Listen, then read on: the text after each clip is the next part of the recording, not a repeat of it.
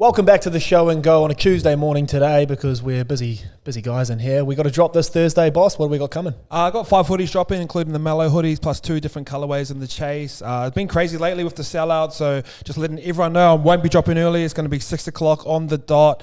We're trying our best to make adjustments in the back end so that we don't oversell, but yeah, who knows? Just got to be there, right place, right time, and have your fingers ready. So Thursday, 6 p.m, www.yktr.com.au. Make sure you're there. Natasha's been getting pestered by me all week about getting one of everything in this one, so I'm looking forward to it. Going to be a good drop. Let's talk a bit of footy. Obviously, since we sort of came in yesterday, the biggest news in the last sort of 24 to 48 hours, non-NRL related, which is good. There's a bit of international footy. Both the Johns brothers, we haven't actually heard from Sonny Bill himself on this, but they reckon they come out and said that the three of them want to coach Samoa. They'll do it for free. Sort of just another progression in that taking these second-tier nations and unions forward. What did you make of the talk, and how gun would it be? Awesome. What a lineup. Obviously, you got Matty, Joey, and Sonny Bill. The really important part there that like you got that cultural aspect to as well, where like a lot of the times where Samoans, they've attracted Australian coaches, but they haven't really bought into, like when you go to World Cup and you're there for 3-4 weeks, like you go to churches on Sunday and like you pray every day, and with coaches don't buy into that, you lose respect from the boys pretty quick, especially when you got a bunch of Samoan boys or a bunch of Tongan boys and they're all together. And they've grown up the same way. You need to buy into that culture thing straight away. So I think Sonny's perfect for that. I think he's got great league knowledge. And then you've probably got 2 of the smartest brains in football steering the ship as well. So the thing I like about it, I think Tonga have just surpassed Samoa. It used to be the other way around, but you kind of want those 2 clubs those 2 nations to be even, because it makes a great competition. Naturally, they hate each other because they're like very similar, big, solid boys built, but like brothers. They hate each other like brothers. It's not like super personal. Yeah. It's kind of like Queensland versus Origin, but in terms of like race. So it's a great spectacle that could have, and like Tonga have just kind of like taken off after the back of that World Cup. So it's exciting, man. Yeah, I think the biggest thing you touched on there was the coaching. So when I believe it's Christian Wolf, I think that's the Tongan coach's name. He buys into it hard. Like before he spoke any X's and O's football, he spent time in Tonga. He spent time with Jason Taumalolo and his family. Like Conrad Harrell showed him around the local village. Like he immersed himself in this country, and then the football off the back of that. So Tonga, obviously the resurgence, they beat Australia. Like it's been crazy. I was in New Zealand for that game, and trying to get your car out of fucking Onehunga after that game was insane. Like you've never seen fans like it. Like the most passionate. I've been lucky enough to go to some pretty cool sports events around the world, football in South America, everything. If Tonga gets up in a rugby league game like that, there's nothing like it. So you want Samoa there because then it just elevates the whole thing. And even like the colours going up against each other, like the red and the blue. Yeah, it kind of looks like it just kind of balances off really well. And the way they done that haka down in Hamilton, where they done like a split thing, was like, that was like tension, man. People getting ready to fight in the streets. So the way they sort of brought each other together, it's a great spectacle. One thing I do like about it, I love a storyline. Last time it was Jason Taumalolo. They had big personalities like Andrew Fafita. They sort of took us along their journey as well. Right now, Samoa have got 2 guys that can carry that mantle for them, Jerome Luai and Brian To'u. They're probably 2 of the most charismatic dudes there, and they can roll into the Samoan side and really show them the way. And what happens is, like, when the Tongan side's in that World Cup and they've got cool storylines and they get a couple wins, they start getting media attention. Once media attention starts to come, you start to feel like a little bit better about yourselves, and your quality of football starts to go up. And sort of last time in the World Cup, Samoa just kind of got left behind. I think they maybe got a draw in their round games and still made it through, where Ireland got 2 wins and missed out. So I think you got 2 really great personalities, 2 boys that can actually ball as well, that actually care about being Samoan and care about winning. It's important, bro. And you get them 2 guys and you get everyone in and around them. You get some pretty cool pieces like your Junior Paulos, and they're going to put together a really good side. The Tongan resurgence was built around, obviously Christian Wolf was massive for that, and you saw what happened, and we'll get to sort of the union side of it in a second, but like when Adam Fanua-Blake, Fafita, Taumalolo said nah to Australia and New Zealand and put their hand up and said we're all in here, that's when your Daniel Tupos and all the rest of those players sort of fell in around it. And Luai and To'o have the ability to do that. And Luai's already come out when he's asked about playing for Australia or whatever. He said, look, I'm New South Wales hard, but I play for Samoa, which is like just saying that. These junior players coming through that are sort of in that bubble first grade side that can fill out a World Cup squad, they're going to choose Samoa every day of the week. So I reckon it's really important to that. The thing which you said about when the media attention comes, I'm just going to piggyback back off that again. that means sponsorship money comes. And we know that with a lot of these Pacific Island unions, whether it's league or rugby, dramas with the unions every time. So that's what fucks up the island leagues, like the board above it. Because, bro, they get the wrong people in there. And then as soon as you give them like a little bit of power, they all start to power trip out. And then you get like the union against the players and like, I don't know, bro. It's always messy. It's never a super clean transition. Even like in the Cook Islands and stuff, like we had this guy that like went like, they're like, oh, you need the local island boys like playing against the Kiwis. Like, nah, like we've got a team that's almost all played NRL. We can win. Well, not win, but we can hold our gloves up. You know what I mean? So that's the problem with Samoa, with Tonga. There's always just going to be this clash between. Yeah, just power. Well, it's fucking annoying. They had the fallout. The second that Tonga went on this big World Cup run, the sponsorship money came in, the board at the top, and I won't say names, but it was obviously all this sort of gossip about the people at the top. They sacked Christian Wolf because he was asking questions about where the money was going. Yeah. The players were like, bro, you're sacking our guy, like we're not going to play. And then all of a sudden you get them playing as the Tongan Invitational side and no money goes back home. So hopefully they sort that out. And I think, just circling back to our initial point, the 3 players in there that command the most respect and that could get that shit done would be Sonny and the Johns boys. Yeah, no one's going to tell Sonny no. So yeah, and like he cares, like he's one of the boys too. You know what I mean? So if he says something like, if Sonny walked in here, he's got star power. Like, we'd all just stop this podcast and go like, "Hey, Sonny, like fuck, you're the man." And like if he says something, like he doesn't waste words. No. So he'd be saying the right things, and then you get super high level IQ football players and some of the best to ever do it. Well, we all thought he was going to play when he signed back up for Toronto. Everyone was like, is he eyeing the World Cup for a little stint? And who knows, man, if COVID didn't happen and he was still playing over there and still playing footy, he could be running around for. Spanner in the works, RTS. Yeah. Obviously, he just goes, fuck, I just want to play for Samoa once before I take off. Yeah, no. I mean, he could be that sort of Andrew Fafita Taumalolo to that as well. Hey, there's a storyline for you. There's your scoop. No one say a word. Moving on to, we've gone from Sonny Bill, the Roosters great, to Sam Walker, the future Roosters great. There you go. Man, sorry, fuck Sam Walker, man. He's way too good, eh? 18-year-old making it look too easy. Against the Knights. Throws 5. Yeah, sorry about that. Sorry, I say it, Sammy. I say that respectfully because you beat my Knights. I was hating on Nathan Cleary in my group chat the other week because he put a clinic on as well. I say that respectfully, but fuck, he's good, man. 5 try assists, and the last one came when they only had 11 players on the park. So there you go. Yeah, that's annoying. That's annoying.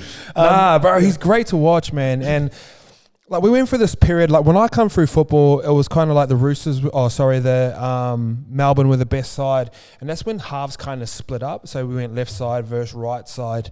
And now we've kind of like it's kind of like 10 years on, and you're getting halves that haven't been overcoached. You get your Jerome Luais, you get your Sam Walkers now. Like, they haven't been, like, taught to, like, oh, get to this point, then we'll go back here. They understand that, but they got the confidence to play off the back of their own thing. And it's so fucking refreshing to watch because it's like football. Football between, like, 1998 to 2006.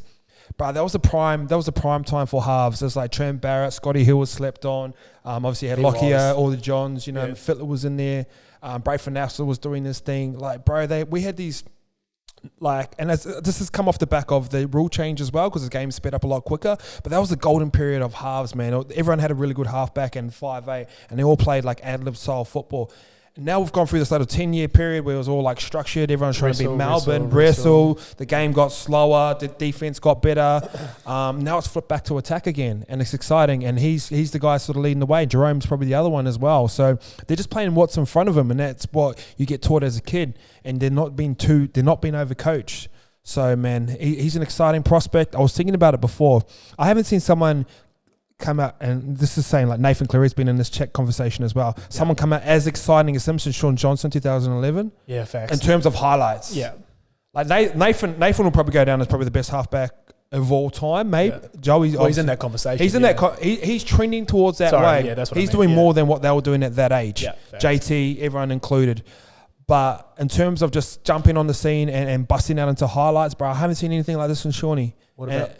Yeah, carry on. And it's amazing to watch. He's the type of player, when you watch him, you're like, oh, fuck, what's he going to do now? That's what I was about to say. You don't know. That's what I was about to say. Like, I get to now, you're watching the Roosters play. First of all, the Roosters with all these injuries, and you probably said they're not a chance this year. They're sitting 4th.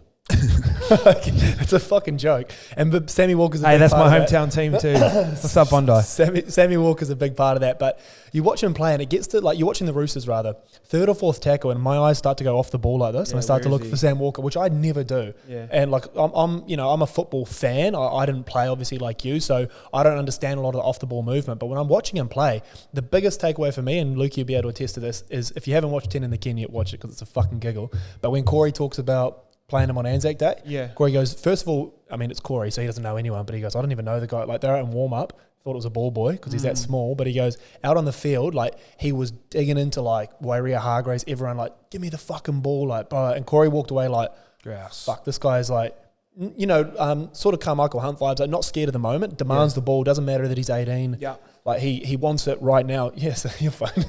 That's all good. But this was a little thought experiment that Scope and I were doing over a lovely roast dinner. Shout out to the wife on Sunday. Queensland in the next 5 years, the spine could potentially be KP, Sammy Walker, Money, Reece Walsh or Money, Reece Walsh in that 14 jersey, and Baby Goat. Yeah, grouse. They're probably going to be all right, eh? Yeah, they always, like, Queensland always seem to find a way and they always seem to get, like, a little bit better, bro. That is exciting, man. Bad, that is exciting. Yeah, shout out Sammy Walker. Fuck doing your thing, bro. Keep doing your thing, man. You're so good to watch. Now, transitioning to my favourite young prospect, Reece Walsh.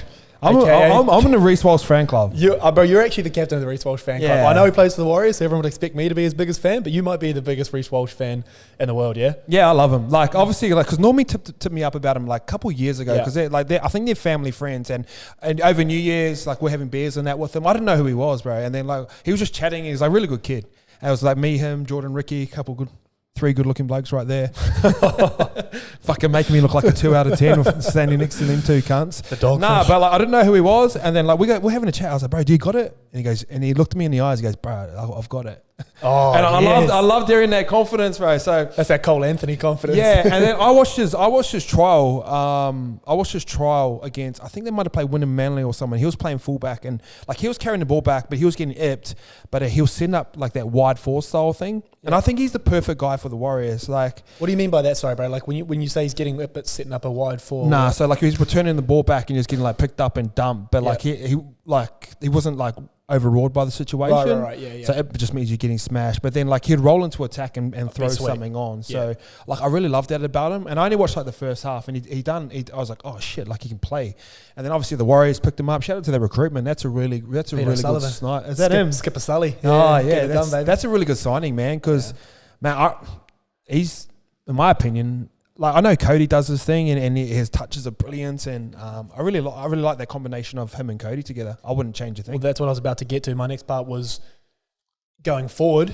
Obviously, Roger's there this year, but we know he's off at the end of the year. Do you see him as a 6 or a 1? I see him as a 6, like keep him at 6 to start for this year, but then roll him back to 1. Yeah. And the good thing about, like, the most impressive thing about Reece Walsh right now is his kicking game. Mm-hmm. And a lot of Kiwis struggle with kicking game. Like, I was one of them, besides Shawnee Johnson. And the reason why is because we play behind such big forward packs growing up. Like, you don't kick long. You never have to kick long. And I figured this out when I was like, because we used to do long kicks at training, and all the Aussie boys could smack it and kick it long. Yeah. Like, I could never kick as long as them. Like, unless you're playing union and you're kicking all the time. Yeah. Like, I never really had to kick long. I was playing behind like Ben Mottolina, Sonny Fire, Russell Packer, and under 20s and looked like grown men. So I was just doing like, I was on the 20 metre just going like that. And I could nail those easy. But you don't really have to kick long that much. Well, and you can see it. Chanel. Yeah. I know Cody's sort of grown up over here as well, but he's more like an instinct style player. You can tell like Reece Walsh has like played against some really tough competition growing up where you have to kick long. And he's a left footer. All left footers kick the ball better. It's just fucking fact. Yeah. You can kick him higher. And the reason why this is so important for the Warriors is because they're a big side. When you kick long and you land it on the try line and you get them there, the forwards can go up, make their tackles. They don't have to get, when it's time for them to kick it back this way, they don't have to really get behind the ball. And then if you keep getting behind the ball, bro, it takes the juice out of Ben Murdoch-Masila, Adam Fanua-Blake, all your big forwards. And once you're fatigued, you lose all your fucking Tongan punch. You don't feel like granite anymore. You know what I mean? You're just doing things fatigued. Even Kenny Mamalo's a victim of that sometimes. Like late in the halves, pre-Reece Walsh, you could see some of those big carries, which he used to get those sets started. He was just doing so much fucking work.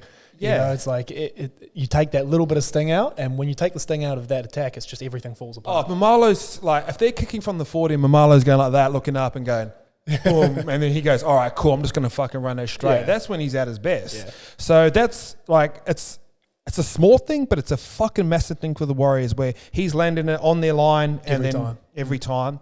And they're just coming out, putting a D in, and then it makes Malo and it sets up their plays. And the other side, he's got X Factor. And like I said, like I compare him to kind of like a Kevin Locke style vibe. Where I love that player. I'm more KP, but that's just because the way he runs like real. Like, but Kevin was like Nobby was like that as well. So he'll get knocked over, bro. He'll be stumbling, but he seems to find his feet and then like offload. Yeah. And like there's this little touches in there. And obviously I played like a lot of footy with Nobby because we come through at the same time. Man, I see touches there just like, he just sees it before everyone else sees it. He sees that pass. He's not afraid to kick tackle too. Yeah. He's really good on that wired 4, and I think he's just going to get better. And he's fucking confident. Like he looked me in the eyes when on the person and goes, "Bro, I've got it." And he's got the eyelashes of doom as well. And he's a fucking glamour, and he looks cool when he wears his clothes. I'm not sure about the headgear. Do you like the headgear? I like it just because he gets those little soft curls sticking through, so it gives him a bit of a rugged vibe. Got the eyes of doom, eh? He may or may not be rocking the Mutton-Onu eyeliner. That's not confirmed. That's just me speculating. Reese, I'm sorry, but that's the only way. Remember that? That was weird, bro. Yeah, he was playing in Johannesburg, like the humidity had started to run. It's like, what the fuck's going on? Anyway, Walshy, absolute gun. My thing, just before we jump off Reece Walsh, I want to see it. Obviously, we've only got one game of him at fullback and one game at 6. I prefer him at 6 because I want the Warriors to sign Joseph Manu and Joseph. Is Joseph Manu off contract? Nah, he's on contract through 2022. You don't leave the Warriors. I don't think he will either. This is just me putting it out into the universe because if they're going to be based here, bro, you don't have to go that far. Please. Do you know what Joey? You're better at fullback. Please come to the boys. Do you know what Joey would be good at? Union, bro. Oh, kill it. Yeah. I don't even want to put that out there because I'm worried he's going to sign. He'll go. Yeah. From the young boy, just quickly before we jump off them, Joseph Sawali, with all the injuries, because I know we're going to talk about Brett Morris after this. Is he allowed to come straight in? He's 18th man last week. Oh, so he's allowed. So he's in. Oh, okay. My thing is, I know they had a plan, obviously. Throw him in, man. Who cares? They had a plan Origin when Teddy goes, but would you be throwing him in now? Yeah. Stick him on straight a wing? away. Yeah. I'd throw him at centre.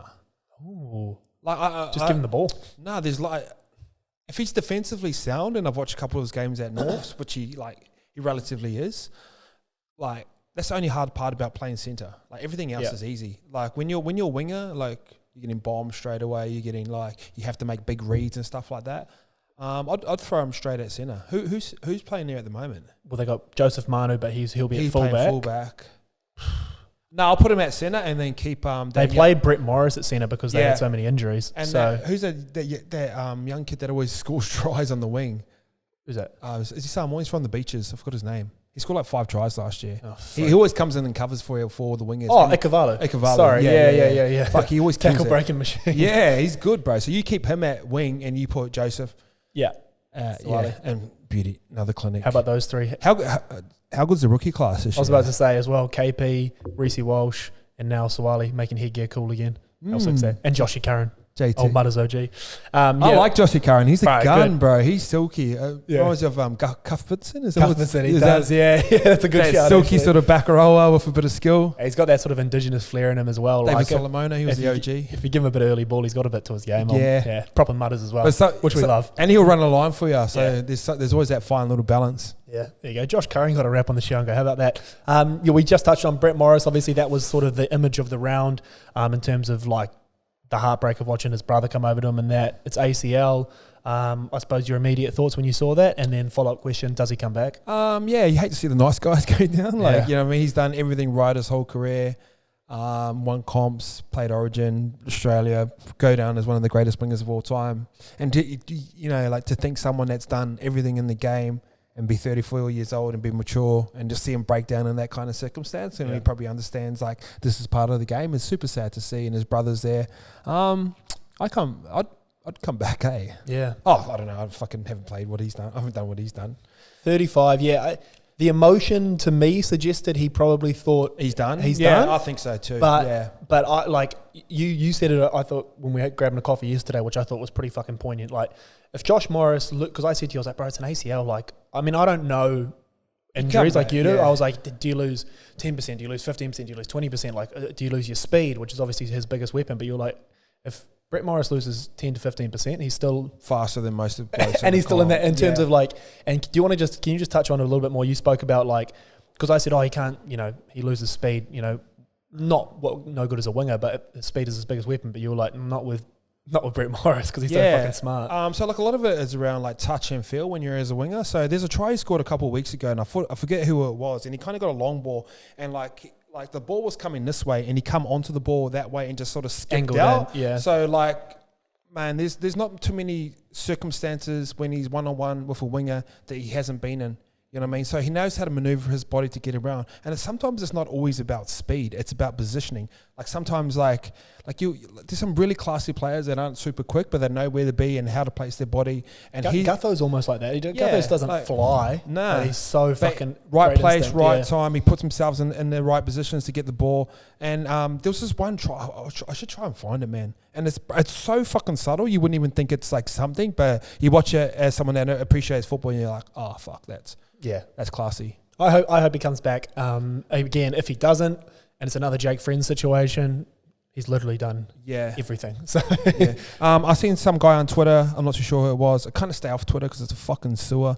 But someone sort of said, why don't they do a testimonial game for the boys in preseason next year? Dragons versus the Roosters. Josh Morris and Brett Morris will play. Yeah. They don't have to do a full preseason. They just kind of have to get themselves together for one game and pack it out and give them all the money. Yeah, that'd be sick. Did they do a testimonial game this year? Was it for those boys? No, did they do it for Alex Glenn or what was that for?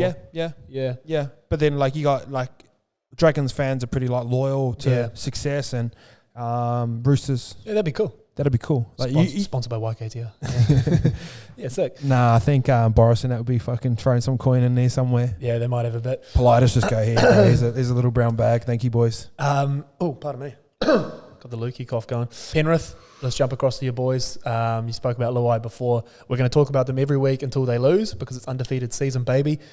Yeah. Probably the most impressive win of the season. I said that to you given Tommy Turbo's form. I didn't think Manly were that great in the first half. So I think they missed the jump. I think they missed an opportunity to sort of really, really rattle them.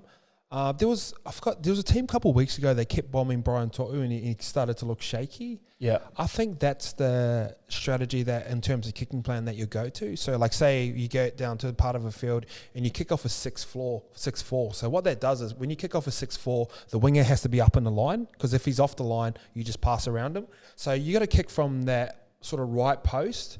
That way he's up in the line. So like I'll get the ball like this, he's up there, I kick it, bomb it towards Edwards, land it on his head, and you sort of gang tackle him like that. And then what happens is like Nathan Cleary will come to hooker and To'u comes around, and you just got to gear yourself up for that big tackle. So they go, like you can either get someone off the long run or the short run. So say if I kicked to Ken Mamalo, you'd rather take him on a short run than a long run. Yeah. So you don't try and kick it to him on the full, you try and keep him in the line, and you get the fullback, or you go to the complete other side. I've seen a lot of teams, that's interesting you say that, a lot of teams, they do it with Micah Sivo as well, and they do it with Mamalo and start to do it with To'o, where they almost target them exclusively in that corner and try and shut down them on that second tackle. Yeah. Because like you said, you gas yourself up that tackle, but sometimes To'o, it doesn't matter. He busts you anyway. So is that perhaps a tactic as well to maybe just get it to him first so you take him out of play? So ideally, say if you're in a good field position, you bomb to the boys and you like let them catch and just get them like that so they can't really gear up and get a run on you. But if you're further back on the field, you need them in the line, so you kick to Dylan Edwards because he's not as tough of a tackle, still tough, but not as tough as Brian To'u, and then he'll be up in the line and then he'll have to scoot all the way back around. And then you've pretty much got your fucking whole full pack ready with baseball bats. That's what I say, like, let's go fucking whack them with baseball bats. And it's a one-out run. That's so aggressive. Yeah. So, I think that's the strategy. I don't feel like too many people use it too much. Yeah. But the problem with Penrith is he's not the only point of attack. Yeah, that's true. But that limits your points of attack. Yeah. Like they're not in good ball, then Cleary starts drifting across and then gets an offload, goes to Jerome Luai, and then fucking shit just gets messy. Yeah. He still ganks 4 blokes and goes through. Yeah. But they're great to watch, man. They enjoy playing football, which is super refreshing to see. Obviously it helps when you're winning every week. I've probably given them to Wednesdays off. Like, they're going that good. Come for like 10 minutes video. We'll see you Wednesday, boys. Captain's run. Yeah. So they're kind of in that little phase.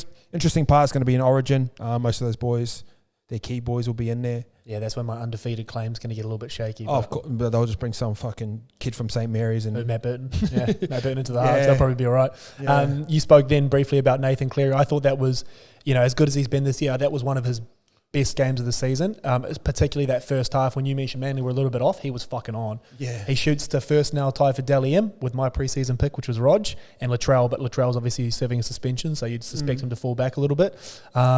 Is he your front runner at the moment, Nathan Cleary? Of course, yeah. And obviously when you're like, I've seen Joey and Fittler, like that, they're big. Like media is big for Dally M's. Well, like they vote. once they start, of course. Once they start like gassing someone up, it's just kind of like, even if they don't play super great, they might click 1 point. You know what I mean? Yeah. So yeah, he's in that position, but he deserves I'm just going to say he's the best player on the comp right now. Yeah, I agree. Yeah. I don't think there's anyone who'd be arguing that point. Yeah, there's not one part of his game that's bad. Defensively, so solid as well. He can put a shot on. Yeah. He can make cover tackles. Like everyone thinks defense is like putting on shots, but a lot of it's making reads, and sometimes like he'll shoot up out the line, and because he's moving up so quick, they just drop the ball under. Like that's smart defense as well. Yep. You get off the line quicker, so you don't have to make tackles. That's a strategy I used to try and use. line speed. Yeah.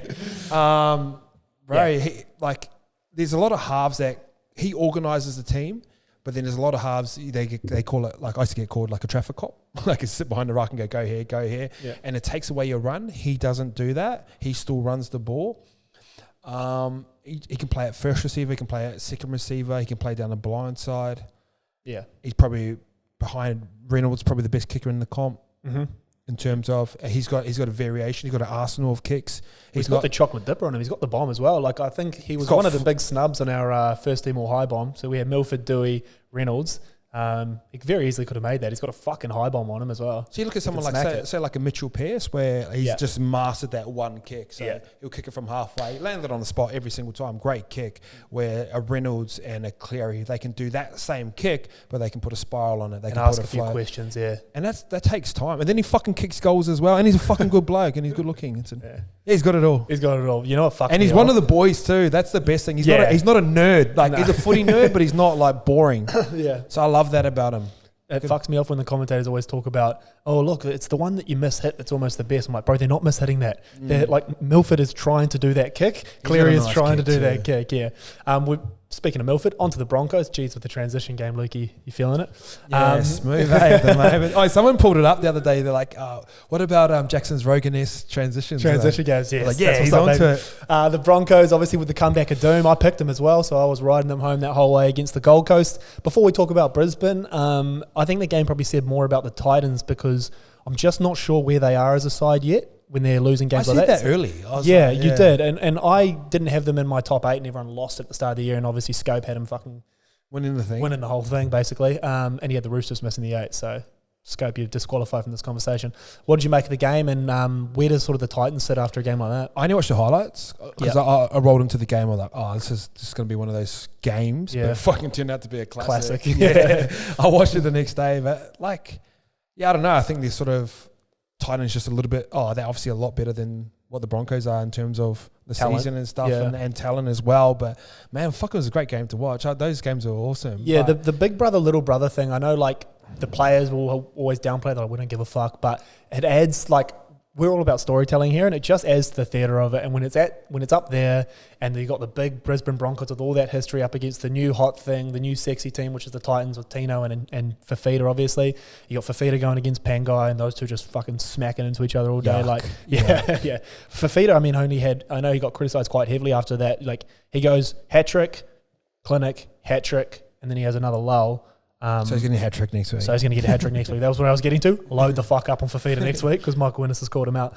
But in the aftermath, obviously a lot of people criticising Brisbane for letting guys like David Fafita go. Reece Walsh is another one now that everyone's pretty like, how the fuck did you let him go? The CEO comes out and has a crack at the Vultures for poaching all the junior talent, and he wants a little bit more regulation around that space. I spoke to you about perhaps, I don't necessarily agree with him because I'm like, mate, if you're good enough, you'll sign the talent. If they want to sign, if Reece Walsh wanted to be a Bronco, he would have been a Bronco. If you had the cap, if you managed the cap right, etc. Like I don't know the exact answer for this, but they let so many like genuine first graders go at the same amount of time just to retain like junior talent. You know what I mean? So the problem with Brisbane is now they're not retaining that junior talent. Yeah, but that's the issue. This is a long tail issue of like this has been happening for a couple of years. So you get rid of like some really good fucking first graders and Broncos no longer become a success. What used to happen in the past, and like Normie's talked about this before, like guys like Andrew McCulloch and Matt Gillette, Josh Maguire, they've lost hundreds of thousands of dollars because they wanted to stay for the Broncos. Corey Oates is another one. Corey Oates, because they were a success. So if you have a successful first grade side, you're not going to be losing junior talent because they want to be playing on Friday night in front of 40,000 and playing in the Broncos colours. Like seeing the Broncos win is like, it's almost like nostalgic now. But we talk about this with basketball. Like you do want those certain teams to be good. You want Souths to be good. You want Broncos to be good. But they're probably the main one. You need the Broncos to be playing finals football because their branding is so strong. They're synonymous with success. So when they had a first grade side that was successful, they weren't worrying about vultures poaching. They were paying these fucking juniors unders. And I'm talking about massive. I'm talking about massive unders. So they're paying these Bronco kids massive unders because they had the branding of the Broncos, and you get to pay a Suncorp and play a Vlocky and all that sort of stuff as well. So when they lose that allure and they still try and pay them unders, you get the Reece Walsh effect. Well, why isn't Penrith complaining? Yeah. There's the argument. Like Penrith aren't complaining about losing their juniors is because they got a successful first grade side that juniors want to play for. Yeah. But Broncos don't have a successful first grade side, so players are coming in and poaching. And Xavier Coates, I reckon he'll go. I reckon he'll go to Melbourne. I think he should. I think, so do I. He's like one of my favourite players, and I like him in the Melbourne system. He becomes elite. Bro. You know what I mean? We're talking GI vibes, baby. Yeah, that's what I mean. So like, and then you're looking at Broncos. You're not too sure who's the leader here. Like, you know what I mean? You get behind the goalpost.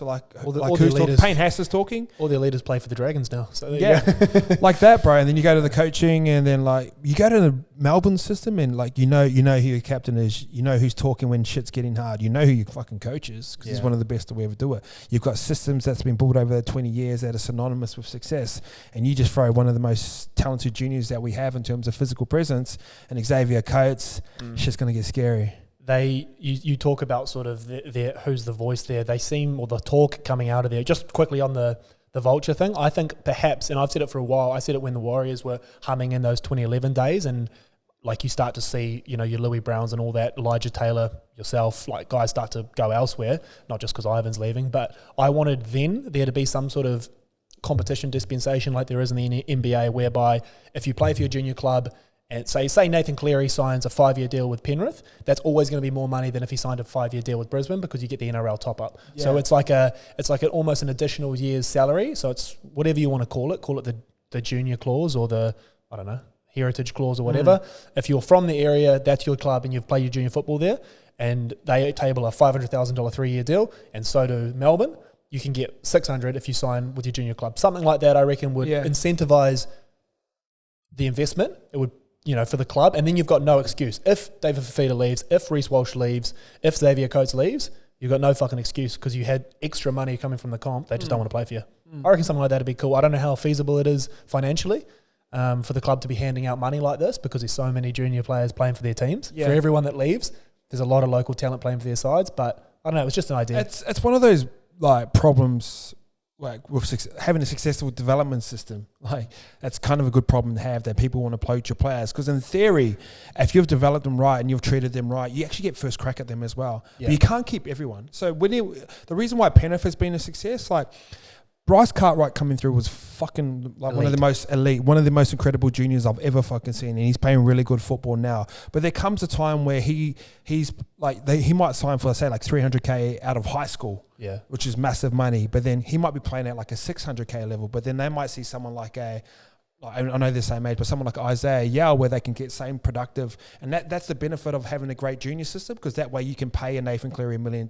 You can pay Jerome Maluai $800K now, because you've got these juniors coming through that might not be able to do as a good job as the guy who's currently in there, but he's trending towards that direction at a cheaper price. Yeah. So that's what development is, and you got to pick and choose on who you keep. Yeah. Whereas Brisbane are in that position at the moment where they have to pay the Bryce Cartwright. I know we're using Bryce as an example, but because they don't have a Yo or a Liam Martin in the pipeline, because they're saying they all keep getting taken off them. But like Matty Moreland come through. Lachlan Coote was a big junior. He's on big money. Lachlan Coote was a gun. Yeah. So Matty Moreland comes in. He starts to kill it. Starts to captain the club, and he was like Moyes in his time was crazy. Yeah. And then like he starts to become worth 800, 900K on the books. Like, all right, cool, let's focus on Jerome Luai. That's what development is. If you're smart about development, that's what it is. You're nurturing this next little spot where you might not get the same effectiveness, but you're trending towards that direction. And that's, like, I know it's probably hard for him now because he's just reactionary off the back of everything that's happening. But man, if you do it right,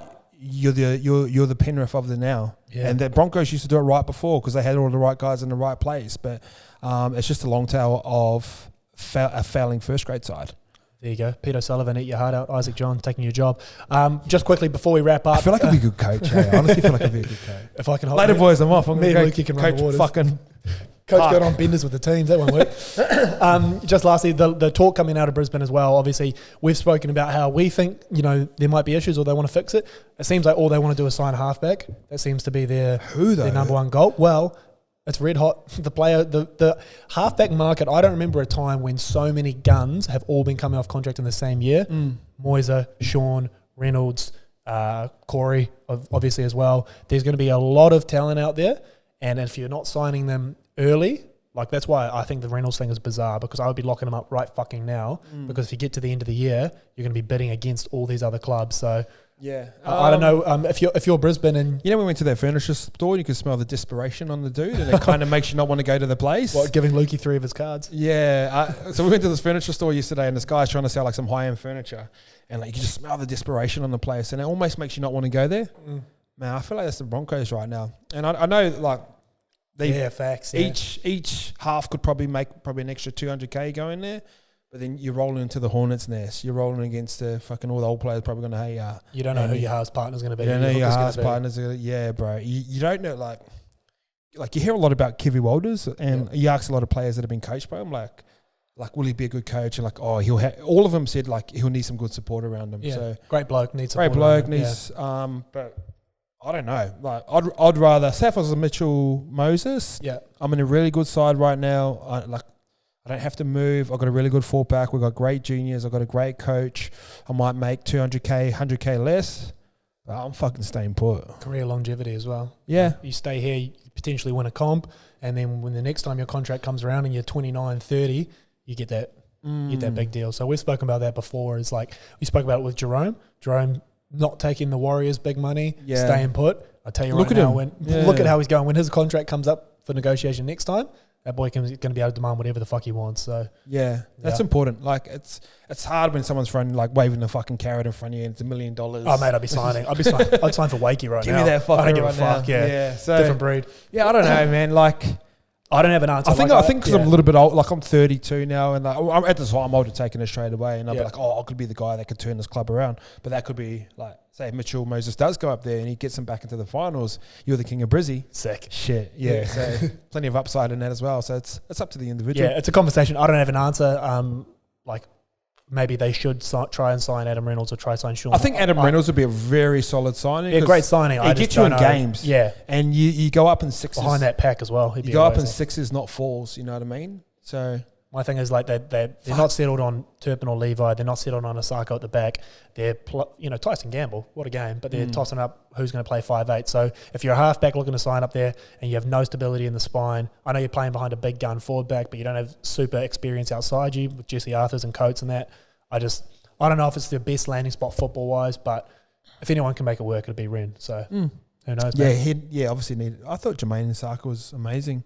Oh yeah, right for the doom. I love Jermaine Asako, but I'm saying like I don't know if he's the long-term fullback option there. I'm still a guy. Do you know what? He's like a pass away from being a good fullback. Like this happens all the time, bro. So like Dylan Edwards is an example. Dylan's another one. Valentine Holmes. They're all that kind of very run first, physical, athletic, well balanced style fullbacks that all want to play fullback, but they're just a pass away from. Yeah, I don't know. Surely they're practicing this. Yeah, I think he's a better winger, but right foot of doom. Yeah. For that side right now, he needs to play fullback because he's their only point of attack. So I think that's a pretty. I wonder if he's hearing all the Reece Walsh chat as well and going fuck y'all. Yeah. What's this shit? I love that. Yeah. He's that kind of guy as well. He's got that energy. All right, man. I think it's a pretty good show and go, isn't it? Yeah. Later. Wrap it up, baby. See you on Thursday, 6 p.m.